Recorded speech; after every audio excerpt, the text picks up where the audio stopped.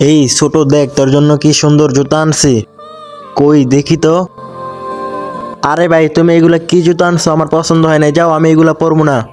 এত কষ্ট করে কাম করে ছোট ভাইয়ের জন্য জুতাগুলো আনছি, আর ছোট ভাই পছন্দ করলো না। এই ভাই, তোমার এই বোতলটা দিয়ে দাও না প্লিজ। আরে তুমি এই বোতল নিয়ে কি করবা? এই বোতলে তো পানি নাই। আরে ভাই, আমার এই বোতলটা দিয়ে কাজ আছে, প্লিজ তুমি আমাকে দিয়ে দাও। আচ্ছা ঠিক আছে, নাও।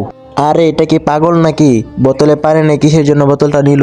আরে এই তো আমি আরেকটা বোতল পেয়ে গেছি, এখন তো আমি সুন্দর করে জুতা বানিয়ে রাস্তায় হাঁটতে পারবো। আরে কি ভালো লাগতাছে। আরে ভাই এটা কি? ওই বোতল দিয়ে জুতা বানিয়ে পড়তেছে, আর আমার ভাই আমাকে এত সুন্দর জুতা কিনে দিল, আমি পছন্দ না করে রাগ করে চলে আসলাম। না, এখন আমি বাসায় গিয়ে আমার ভাইকে সরি বলি, জুতাগুলো প্যাকেট করে এখনই আমি আমার ভাইয়ের কাছে চলে যাই।